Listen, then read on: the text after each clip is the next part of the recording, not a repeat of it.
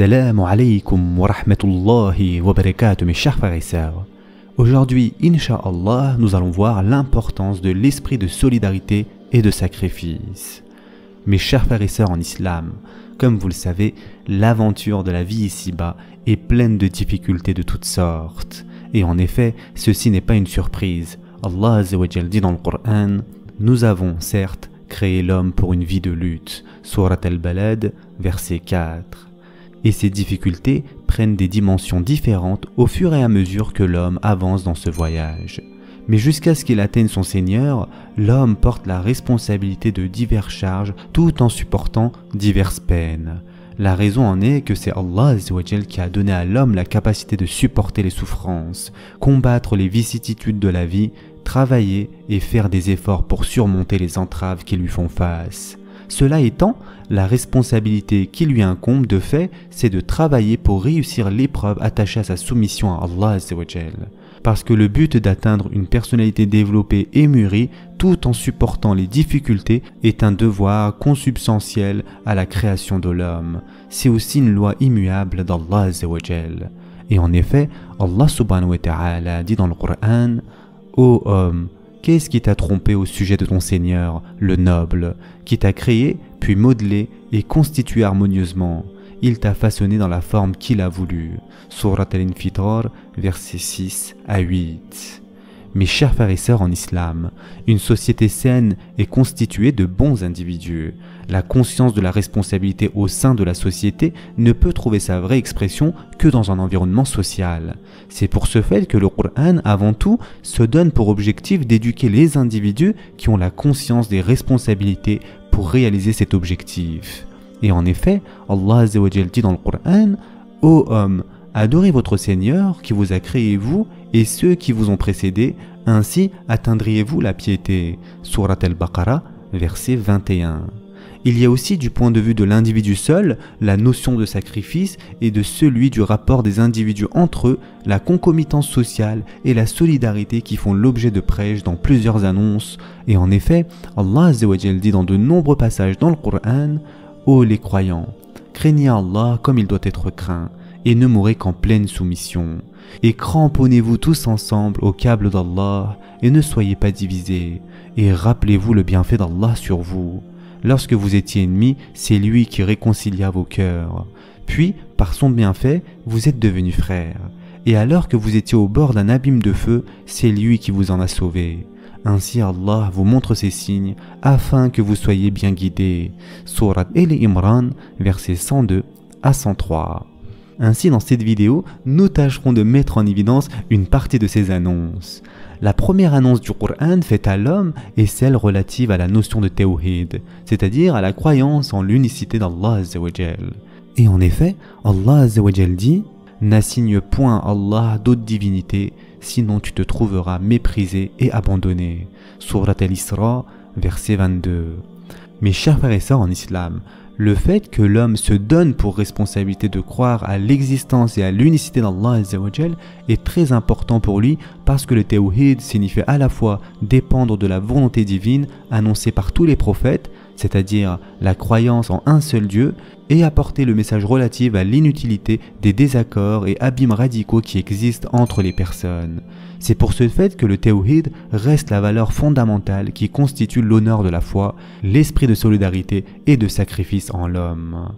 La deuxième annonce est relative à la marque de bonté exercée envers les parents et qui est énoncée en même temps que l'adoration d'Allah Azza wa Jal.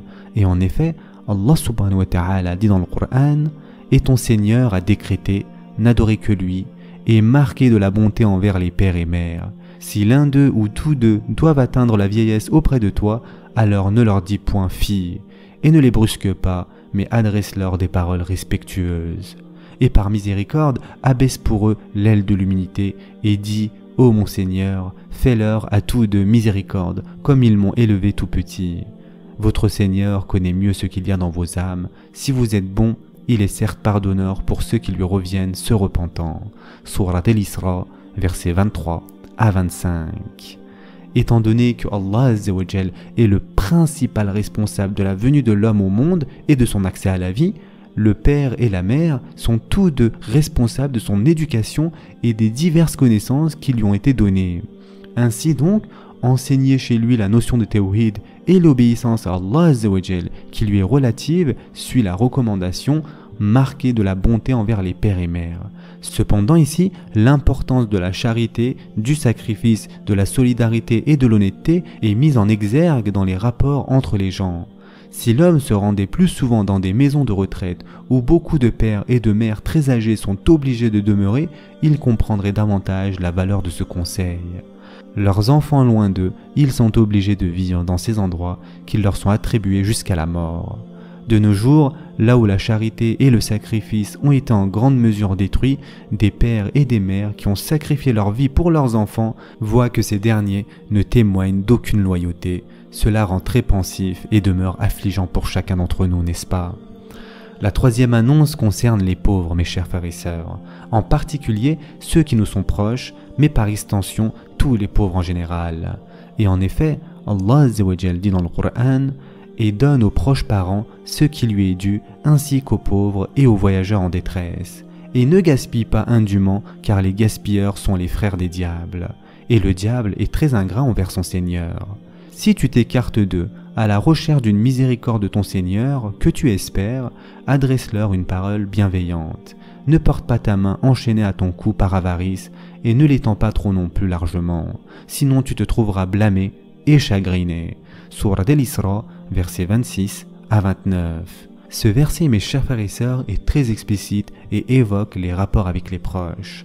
Elle montre la responsabilité que tout individu doit assumer envers les intérêts de ses proches.